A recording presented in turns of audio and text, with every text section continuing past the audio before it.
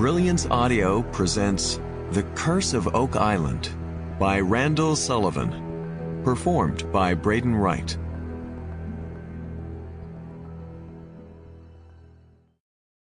Introduction. 13 years ago, I began an article for Rolling Stone magazine with these lines. Can what's buried beneath the ground on Oak Island possibly be worth what the search for it has already cost? 6 lives, scores of personal fortunes, piles of wrecked equipment, and tens of thousands of man-hours have been spent so far. And that's not to mention the blown minds and broken spirits that lie in the wake of what is at once the world's most famous and frustrating treasure hunt. Still a pretty strong opening, I'd say. And the question remains a valid one. The article was published in the magazine's January 22, 2004 edition, and every comment I heard about it was positive. I was not entirely satisfied with the piece, however, especially as time passed.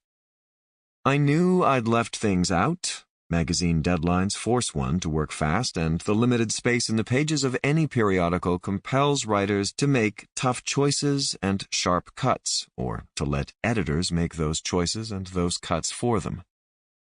It was the nagging thought that I'd accepted the semi-official legend of Oak Island without sufficient examination, though, that truly bothered me. In the summer of 2010, I was working as the host of a show being produced for the Oprah Winfrey Network.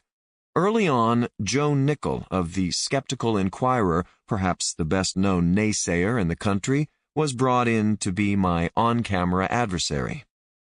Nickell had written an article that attempted to debunk certain myths surrounding Oak Island, and when we spoke briefly about this off-camera, I was acutely aware that I wasn't confident enough in what I knew about the historical record to refute some of what he was saying.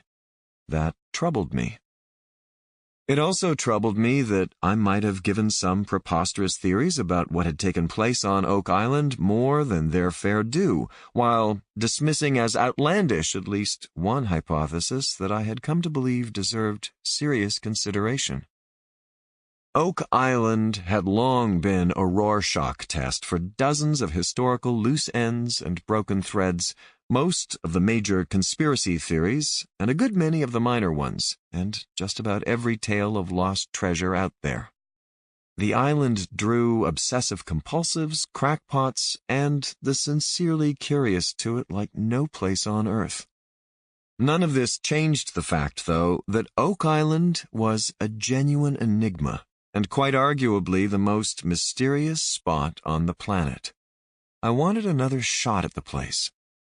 I got one in the late spring of 2016 when I received a telephone call from the producers of the astonishingly successful cable television series The Curse of Oak Island, inviting me to spend a month or so on the island while the show was shooting its 4th season in Nova Scotia that summer. It wasn't getting back on television that I looked forward to as much as getting back on Oak Island. That tiny dot of land off the coast of Nova Scotia haunted my imagination like no other place I've been. That July, I headed back there for the first time since the autumn of 2003. I didn't delude myself into believing I was about to solve the mystery. All I aimed for was to tell the island's story in a more comprehensive and entertaining way than any who had gone before me. But, of course, I told myself, one never knew what one might find when one started looking.